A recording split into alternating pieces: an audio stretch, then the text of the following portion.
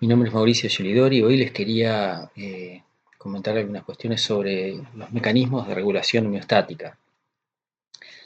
Si pensamos el organismo como un depósito de agua con entrada y salida, o sea, como un sistema abierto, ponemos la célula representando a todas las células del organismo en ese depósito, tendríamos una analogía que nos permite pensar el organismo de una manera relativamente simple.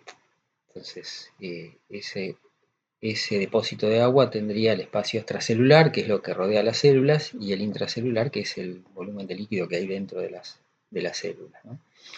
Entonces el organismo se comporta como un sistema abierto. Todo el animal es un sistema abierto. Ahora veamos cómo intercambian nutrientes y desechos las células y el organismo. Y hay intercambio a dos niveles, entre las células y el espacio extracelular, y el otro sería entre el espacio extracelular y el medio interno. Entonces las células intercambian nutrientes y desechos con el medio extracelular y el medio extracelular intercambia nutrientes y desechos con el ambiente. Ahora bien, ¿qué debe pasar para que ese organismo esté saludable?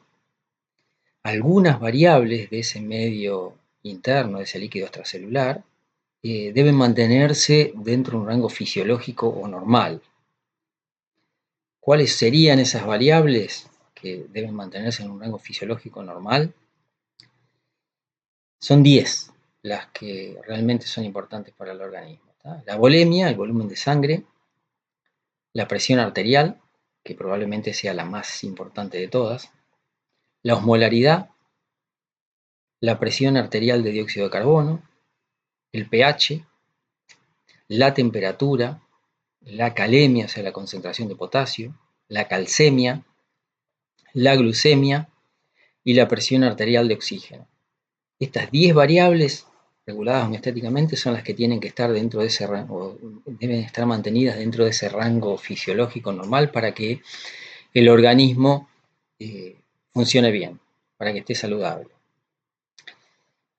Otro principio interesante como para poder entender cómo funciona un mecanismo de regulación homeostática es el principio de equilibrio. ¿Qué nos dice ese principio de equilibrio? Que la masa de una sustancia en un sistema abierto, como podría ser el espacio extracelular, el intracelular o todo el organismo, va a depender de la relación que hay entre los ingresos y los egresos. Si aumentan los ingresos, la masa de la sustancia obviamente aumenta. Si aumentan los egresos, la masa de esa sustancia disminuye. Y para que se cumpla ese equilibrio o ese balance, los ingresos y los egresos deben estar equiparados. Otra manera de expresarlo esto sería como que la concentración de ingreso multiplicada por el volumen de ingreso deben ser equivalentes a la concentración de egreso por el volumen de egreso.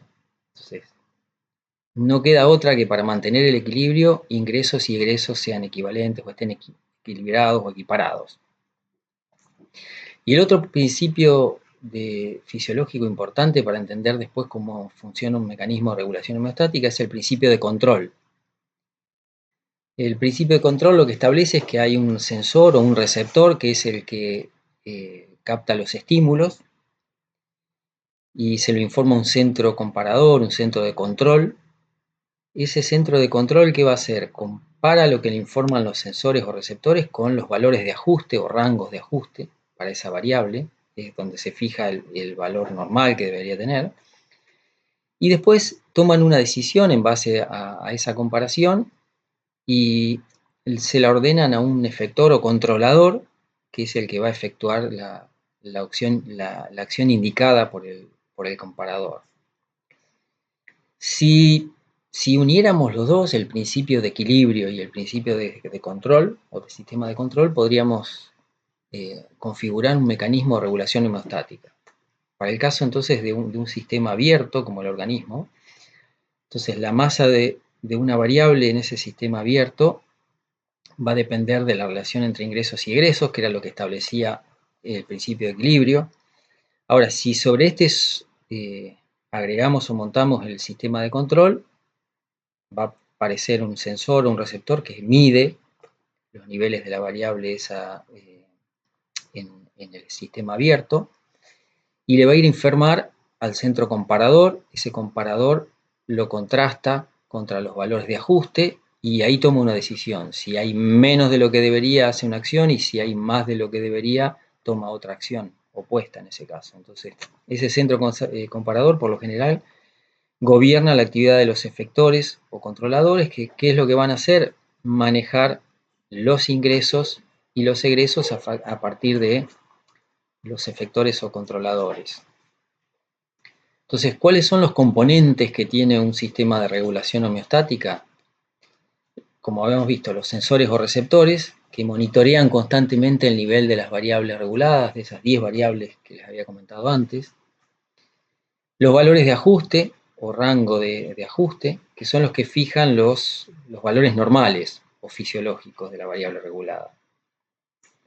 El tercer componente es el centro de control, centro comparador, centro integrador, tiene varios nombres, que lo que hace es, por un lado, comparar lo que le informan los receptores o sensores con los valores de ajuste.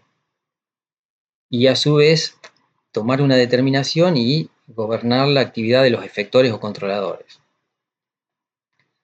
Y el último componente del sistema de control son los efectores o controladores, que estos obviamente responden a lo que le manda el centro de control y en definitiva modifican variables controladas que lo que van a terminar haciendo es aumentar o disminuir el ingreso y o el egreso de la variable regulada al sistema abierto.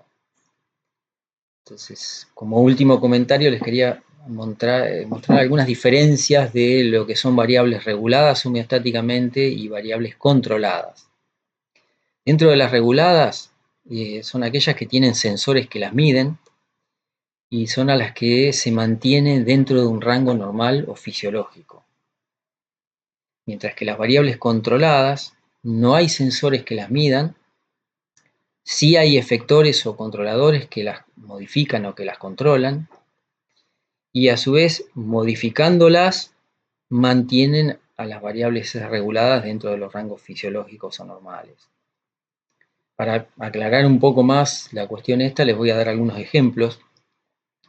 Entre las variables reguladas homeostáticamente, acuérdense que eran esas 10, presión arterial, volemia, temperatura, pH, presión arterial de CO2, potasemia, calcemia, osmolaridad, glucemia y presión arterial de oxígeno. ¿Tá? Esas son las que hay que mantener dentro de un rango fisiológico porque el animal, si no, no está saludable.